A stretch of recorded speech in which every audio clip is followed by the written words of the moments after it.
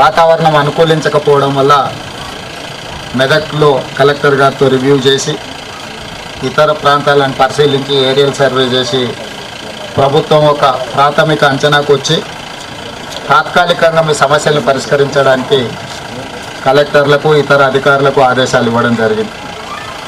కష్టం ఉన్నప్పుడు ప్రజాప్రతినిధులే కాకుండా అధికారులు అందరూ ఈ జిల్లాలో సమన్వయం చేసుకొని ముందుకెళ్ళడం వల్ల ఒకరికొకరు సహకరించుకొని కష్టాలలో ఉన్న ప్రజలకు అండగా నిలబడడంతో చాలా వరకు ప్రాణ నష్టం తగ్గింది.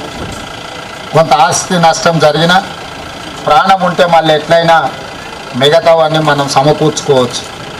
మీరందరూ సమన్వయంతో కామారెడ్డి శాసనసభ్యులు కావచ్చు, ఎల్లారెడ్డి శాసనసభ్యులు కావచ్చు, ప్రభుత్వ సలహాదారులు షబీర్ అలీ గారు, ఈ ప్రాంతంలో ఉండే ప్రజాప్రతినిధులు పేరు పేరున ప్రతి ఒక్కరు చాలా వరకు సమస్య రాగానే ప్రజలకు అందుబాటులోకి వచ్చారు.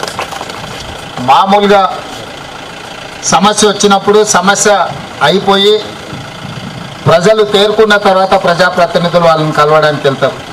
కానీ నేను ఇక్కడ సమస్య వర్షము, ఇక్కడ వరదలు అధికంగా కాగానే ఎంపీ సురేష్ శెట్కర్ గారికి, షబీర్ అలీ గారికి పర్సనల్గా ఫోన్ చేసి తక్షణమే మీరు క్షేత్రస్థాయికి వెళ్ళండి, ప్రజలకు ఏం అవసరం ఉందో చూడండి, ఇన్ఛార్జ్ మంత్రి సీతక్కను ప్రత్యేకంగా మీరు అక్కడనే ఉండండి.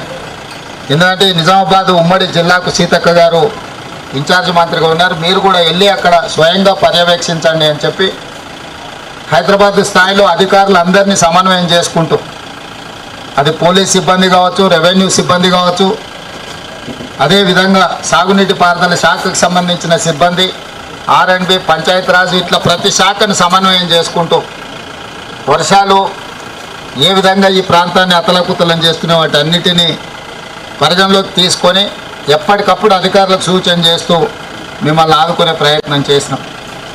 అయినా మళ్ళొక్కసారి వ్యక్తిగతంగా మిమ్మల్ని కలవాలి.